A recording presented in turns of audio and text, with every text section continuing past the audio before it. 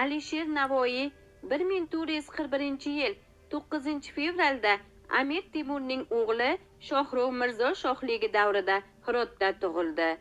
Zamondoshlari uning haqida ko'pincha Nizomiddin Mir Alisher deb yozadilar. Nizomiddin din-diyonat nizomi degan bo'lib, donishmand mansab egalariga beriladigan sifat Mir Amir demakdir. Uning otasi G'iyosiddin Muhammad uni G'iyosiddin kichkina ham der edilar. Temuriylar saroyining amaldorlaridan, xonadonning ishonchli kishilaridan edi. Onasi Amirzoda Shayx Abu Said Tangning qizi bo'lgan, ismi ma'lum emas.